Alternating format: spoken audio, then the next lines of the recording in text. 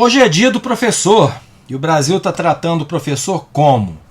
Mal, como sempre, mas com novas preocupações. Agora, além de se preocupar com salário ruim e empregabilidade, o professor tem que aguentar alunos cada dia mais desmotivados ou agressivos e ainda está se sentindo pressionado pela tecnologia e intimidado pela onda retrógrada e reacionária que pode fazer ele ganhar um exposed em rede social ou mesmo perder o emprego se falar o que a sala e os pais dos alunos não estão prontos para ouvir. Salve galera, eu sou o Maurício Ricardo, parabéns professores do Brasil, vocês são heróis, inclusive tiveram que me aguentar na infância e na adolescência e eu sei que isso não foi fácil. Inscreva-se, ative o sininho, deixe o like ou dislike e comente. Seu comentário soma muito ao debate e você não vai ser punido se o conteúdo me desagradar ideologicamente, diferente de algumas escolas. Vamos começar falando do problema básico. Para a imensa maioria dos professores brasileiros, a porta de entrada e a carreira das suas vidas acontece em escola pública. Os problemas clássicos todos nós conhecemos: salários baixos, uma eterna luta por um piso digno, depois a eterna luta para ter reajuste de perda inflacionária, chega para trabalhar em escolas mal equipadas, superlotadas. Por si só é um sacerdócio, desculpando-me o clichê, mas eu estava lendo uma matéria no G1 um pouco antes de gravar esse vídeo que pintou um quadro ainda mais preocupante. 15 estados no Brasil têm mais professores temporários do que efetivos. Em Minas Gerais, 80% dos professores da rede pública são temporários. Olhando o país como um todo, já temos mais professores temporários do que de carreira, efetivos, na rede pública estadual. O que isso causa e por que isso acontece? Causa insegurança, porque os contratos duram 2 anos e podem ou não ser renovados. Causa precarização da profissão, o temporário normalmente não ganha salário em janeiro, tem licenças mais curtas, salário menor do que o professor efetivo e nenhum plano de carreira. Ou seja, quando renova o contrato, fica na mesma.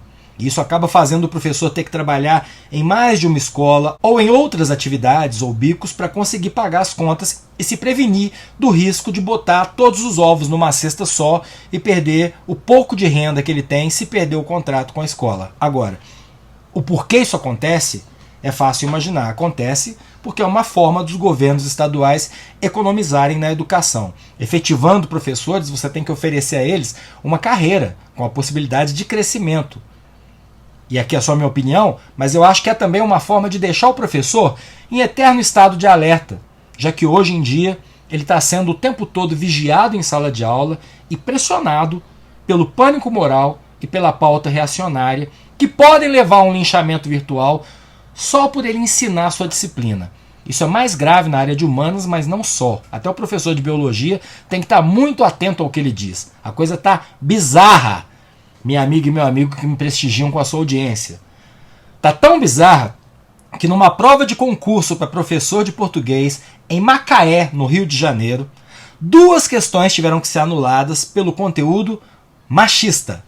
Não é mimimi de lacradores identitários. Eu vou ler uma das questões para você, mostrando ela aí na tela, para você tirar suas próprias conclusões.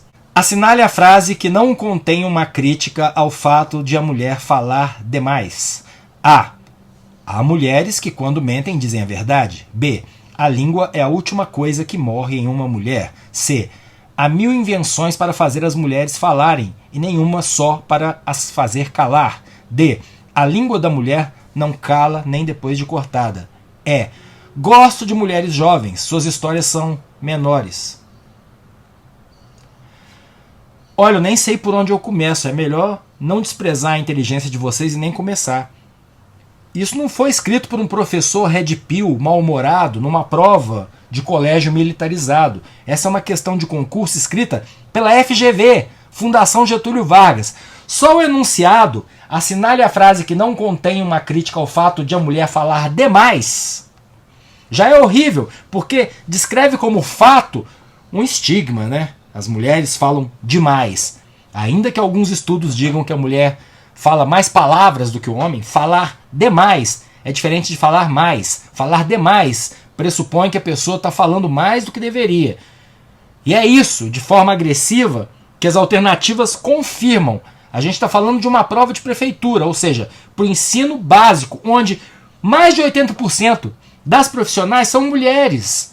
Prova da FGV, que reconheceu o erro. Esse é o Brasil de 2024. A outra questão anulada é sobre comparação, e uma das alternativas dizia: as mulheres são como robôs, têm no cérebro uma célula de menos e no coração uma célula a mais. A prova da FGV com uma questão dizendo que mulher tem célula a menos no cérebro. Mas não pense você que a rede particular tá uma maravilha, não tá. Cada dia mais o comportamento dos alunos em sala não é de aprendiz, é de cliente. Quase todo professor de escola particular que eu conheço diz que tem que aguentar um "meu pai tá pagando". Os problemas comportamentais estão escalando, estão ficando mais graves. Você vê aluno xingando, você vê aluno gravando o professor para zoar no TikTok. E você tem que se fazer interessante e relevante para uma geração viciada em tela que perde o interesse e a atenção por qualquer coisa que dure mais do que um minuto. Isso é muito sério, isso está levando, com toda a razão, as escolas a cada vez mais no mundo proibirem o uso de celular em sala de aula. Mas é um paliativo, não resolve o problema, porque ao mesmo tempo em que, sim, aplicativos estão cada dia mais viciantes, e esse é um problema, não dá para ignorar a tecnologia, vivemos num mundo tecnológico.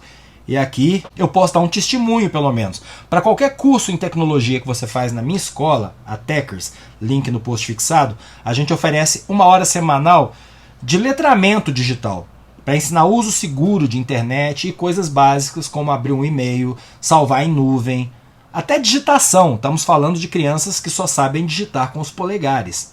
E a gente tem uma área enorme na escola de desconexão, para que os alunos interajam ao ar livre e de forma analógica, como nos velhos tempos. Então, sim, até a gente que ensina programação, robótica, animação digital, sabe que tela em sala de aula só deve ser usada como material pedagógico. Obviamente, as possibilidades pedagógicas das telas são inúmeras. O custo do material didático online é muito mais barato do que o de apostilas e livros, que dependem de impressão e logística, e eu estou dando só um exemplo.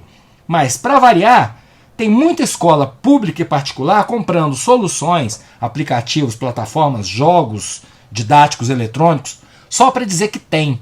No relatório da Unesco sobre tecnologia aplicada à educação de 2023, apareceu isso aqui. Nos Estados Unidos, 85% de cerca de 7 mil ferramentas pedagógicas que custaram 13 bilhões de dólares não se encaixavam bem ou foram implementadas de forma incorreta. Nos Estados Unidos, o país das Big Techs do Vale do Silício, escola compra soluções, entre aspas, e não usam. E no Brasil, esse mesmo professor que é contratado por 2 anos, que faz um monte de bico, que não tem salário em janeiro, de vez em quando dá de cara com um equipamento tecnológico, um aplicativo, que caiu na escola de paraquedas e ainda é cobrado a aprender a usar aquilo. Aliás, o Brasil é lembrado no relatório, eu vou deixar o link, mas vou ler um pedaço. Os riscos de aquisição de tecnologia educacional precisam ser considerados na regulamentação.